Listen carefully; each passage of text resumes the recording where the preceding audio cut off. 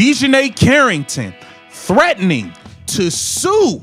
She's threatening to sue Christine Brennan for... It's getting messy in the WNBA, and not the kind of messy you wipe off the court with a towel.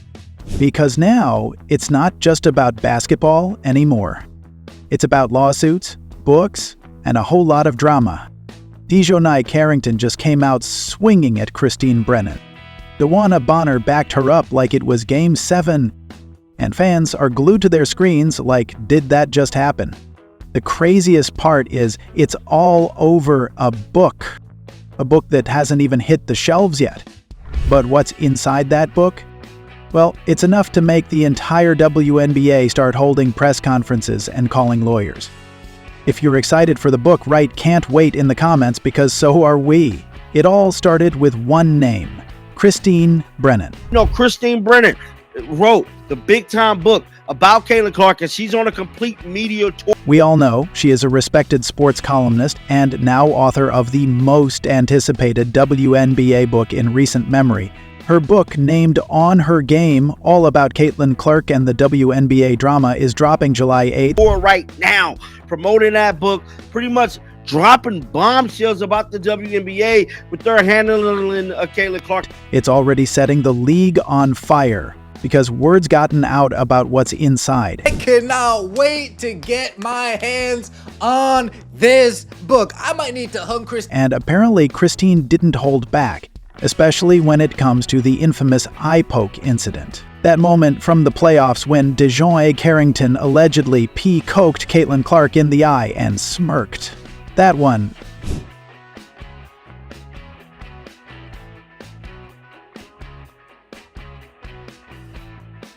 Abortive to early sources, Christine Brennan described the incident in detail, and let's just say, she painted Carrington in a very bad light.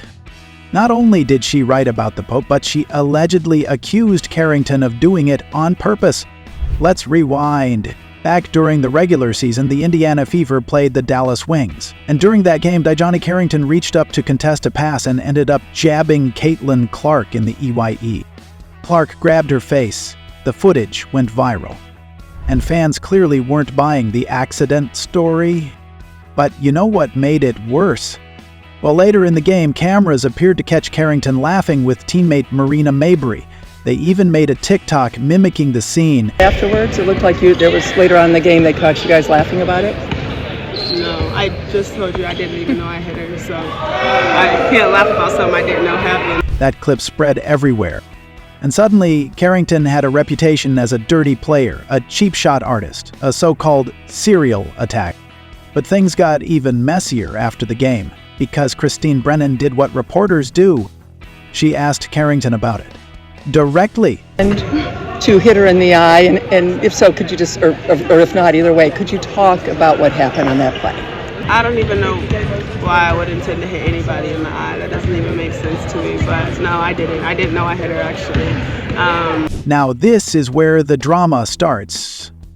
Because Christine Brennan, after going viral for that exchange, went ahead and explained exactly what happened in her book. And now that excerpt is live on CNN, it's clear she's not backing down. CNN. This is on CNN. This is on CNN, bro. This is a big deal. She says it all out. She wasn't ambushing Carrington. This was planned media availability. And Brennan had to give Carrington a fair chance to clear the air. Because social media was exploited because of the videos of the eye poke.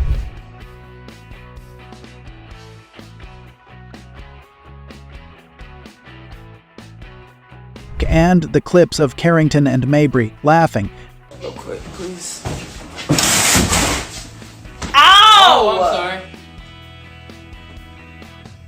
You poked me in the eye. So, as a reporter, Brennan had to cover it. Was it a dirty play? Was it intentional? Were they mocking Caitlin Clark on the bench? Or dirty. You're a dirty player. We just gotta keep it real. The WNBA season was already riding a wave of controversy, and Brennan knew this story couldn't be left to Twitter chaos alone. So she asked the questions plainly and directly. Exactly how she would with any NFL player. She says, "In my long career, I've asked hundreds of questions that were far more challenging and potentially controversial than those I would ask any male athlete what I asked Carrington, so why wouldn't I ask a female athlete those questions?" And that's the mic drop. Brennan's point is clear. She was just doing her job, holding the WNBA to the same journalistic standard as the NBA, the NFL, or the Olympics. That's respect, not disrespect. But Carrington didn't take it that way. Defamation claims and the threat to sue. Once the excerpts got out, Carrington went off. She hit social media with a very clear message. She took it to Twitter and said, "It's defamation at this point." And she said, "It's defamation at this point." Guess what it translates to? She's basically threatening to sue Christine Brennan over what was said in the book, over the implication that she intentionally hurt Caitlin Clark. And whether you believe her or not, this is huge, because this isn't just about basketball now, this is about reputation and credibility. And what happens when a journalist starts holding WNBA players accountable in ways they're clearly not used to? Dijonai Bonner becomes the part of the controversy. Now, you'd think that was the end of it, but nope, because right when things started to simmer down, Like former Indiana Fever, Dijonai Bonner has justified Dijonai Carrington poking Caitlin Clark in the eye. Guys, for this, Carrington's former teammate, Dijonai Bonner, decided she wasn't letting this slide. She personally confronted Christine Brennan face to face. You're not going to believe it. As Brennan writes in her book, she didn't hide it. She didn't soften it. She put it all out there. So Brennan tried to introduce herself, but Bonner repeated what she had said earlier 3 more times. She stormed at Brennan and said, "You disrespected my teammate. You attacked my teammate," she repeated. Brennan calmly pointed to her phone, offering to show the exact clip, unedited, of her exchange with Carrington. But Bonner wasn't having it. She kept yelling, "You attacked my teammate. You disrespected my teammate. You attacked my teammate." And no matter what Brennan said, Bonner just wasn't ready to listen.